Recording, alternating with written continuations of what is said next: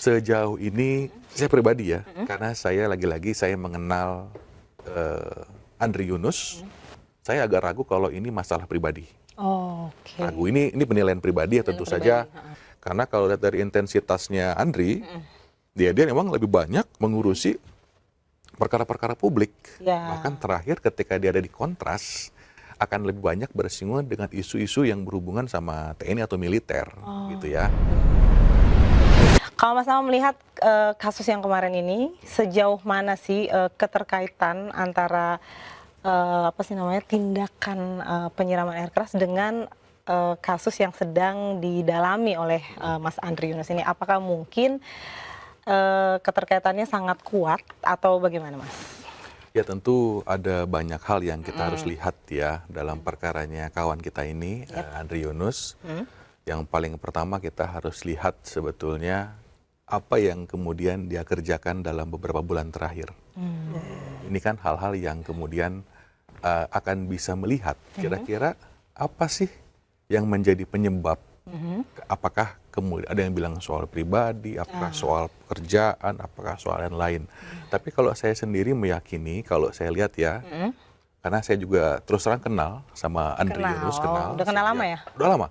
Dulu itu dia mahasiswa Jentera, kemudian juga beberapa kali interaksi waktu saya masih di ICW, bahkan juga pernah interaksi dengan saya pada waktu saya di LPSK, Lembaga Perlindungan Saksi dan Korban. Jadi beliau ini tipikalnya memang aktif. Aktif melakukan advokasi, aktif melakukan pembelaan kepentingan publik. Jadi kalau kontak, ya pasti hubungannya sama advokasi perkara.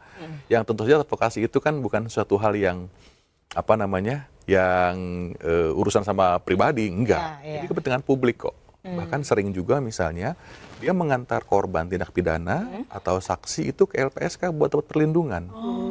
Jadi memang aktivitasnya lumayan intens gitu ya. Apalagi kita dengar terakhir dia diserang ketika selesai podcast bicara remilitarisme dan judicial review, kan begitu ya.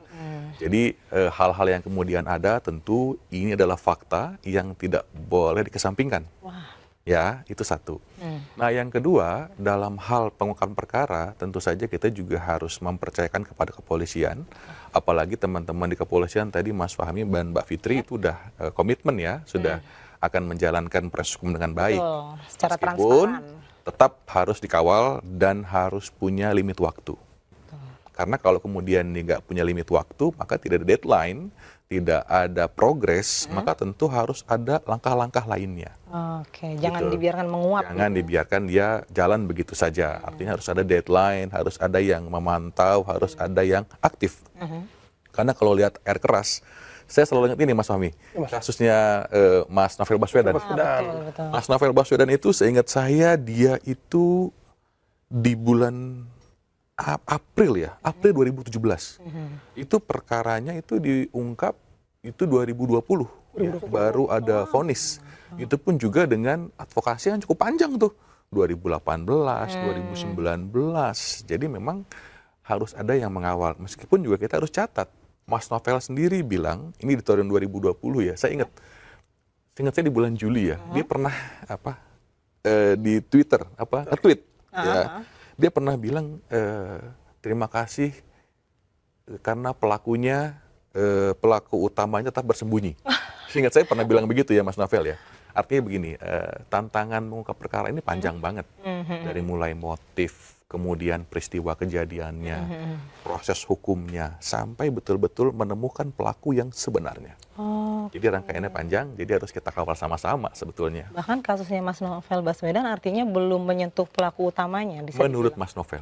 Oke, menurut Ya, Mas Novel belum menyentuh. sudah ada putusan pengadilan, sudah ada yang dihukum atas peristiwa tersebut, tapi kalau saya lihat dari postingan chatnya, tweetnya Mas Novel di X, itu mengatakan demikian.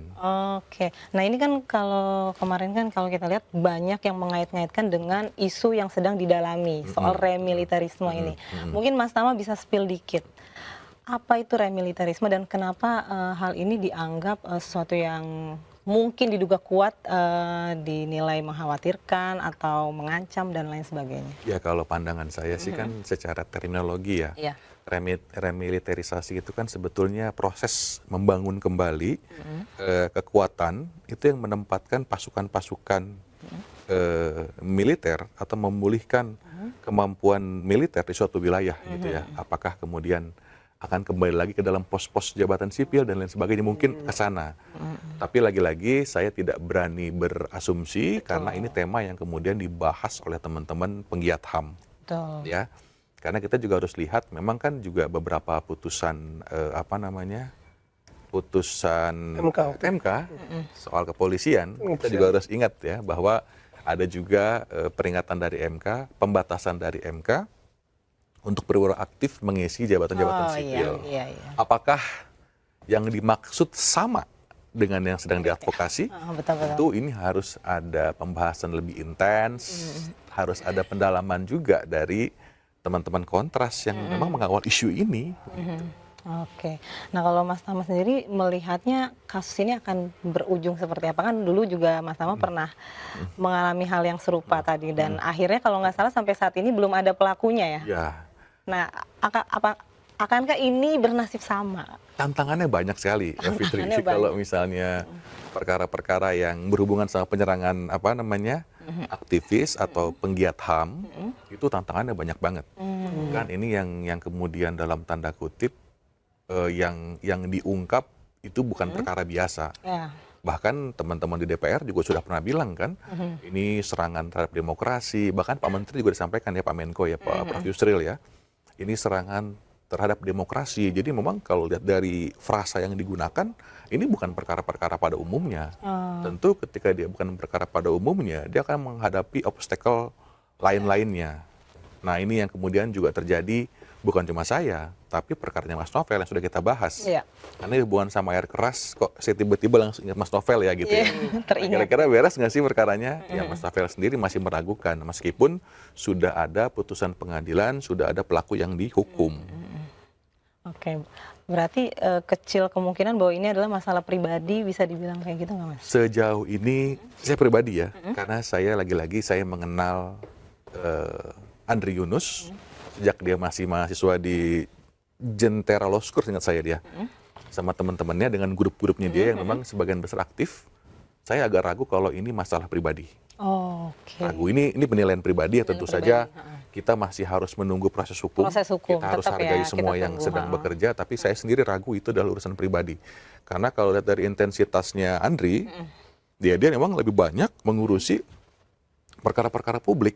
Bahkan terakhir ketika dia ada di Kontras, akan lebih banyak bersinggungan dengan isu-isu yang berhubungan sama TNI atau militer, gitu ya. Secara skup pekerjaan. Memang objeknya ke sana. Betul, tapi lagi-lagi kita tidak bisa mendahului proses hukum. Ya, kita harus lihat bagaimana kemudian proses hukumnya berjalan. Gitu Mbak Fitri dan Mas Fahmi. Oke, baik. Oke, Zoners.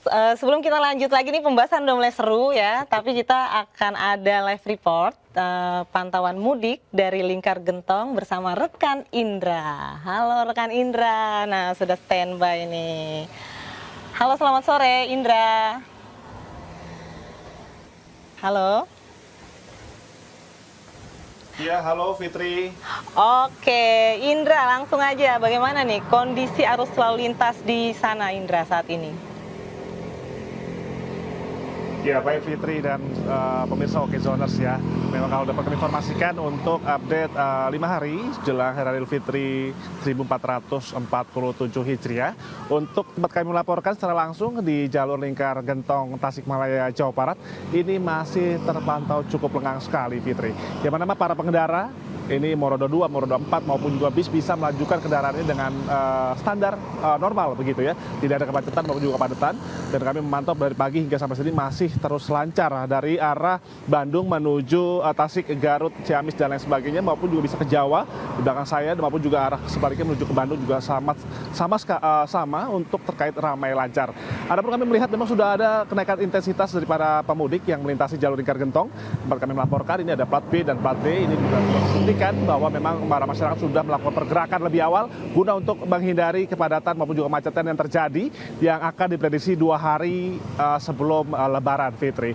Dan kami juga informasikan juga, Fitri, bahwa memang untuk di jalur Lingkar Gentong ini perlu diperhatikan bahwa ini ada pasar tumpah banyak sekali di pertigaan Melambong maupun juga ada letter U di arah menuju Garut maupun juga arah ke Tasik. Ini persimpangan-persimpangan ini harus perlu diperhatikan karena memang untuk menghindari kemacetan signifikan Anda bisa berangkat lebih awal. Kami sarankan dikarenakan memang untuk antusias ataupun animo pada masyarakat sudah mulai kelihatan untuk melakukan kegiatan bermudik pada tahun ini. Adapun juga tapi tidak khawatir bahwa memang untuk kepolisian khususnya Tasikmalaya sendiri yang dari Polres Tasikmalaya Kota sudah menyediakan posko-posko untuk tempat Anda beristirahat. Jadi tidak ada alasan lagi untuk memaksakan perjalanan Anda guna untuk memastikan kondisi kendaraan maupun juga diri Anda dalam keadaan prima sebelum melakukan kegiatan berjalan kembali begitu. Dan tidak sekarang memang untuk terkait posko-posko terpadu ini diinisiasi oleh Polres Tasikmalaya Kota, tidak hanya untuk beristirahat saja namun juga untuk anak-anak juga bisa bermain dan juga ada toilet maupun tempat beribadah dan juga layanan UMKM yang bisa dinikmati masyarakat. Sehingga memang untuk mudik ini untuk bisa terasa seru, sehingga memang perlu kami informasikan juga, yang perlu kami himbau, ini penting sekali Fitri dan juga pemirsa, bahwa jalur sepanjang Lingkar Gentong ini kurang lebih 30 lebih kilometer, ini memang jalurnya ini memiliki tikungan cukup tajam dan juga tanjakan yang cukup tinggi, sehingga ini perlu sekali konsentrasi ekstra untuk para pengemudi yang melintasi jalur Lingkar Gentong ini dan menjaga jarak dan juga untuk laju kendaraan agar bisa lebih perlahan begitu, sehingga memang untuk memastikan Anda bisa sampai tujuan dan bisa menikmati mudik bersama keluarga tercinta di kampung halaman. Demikian Fitri, kembali ke Anda. Baik Indra, terima kasih atas laporannya dan selamat bertugas kembali.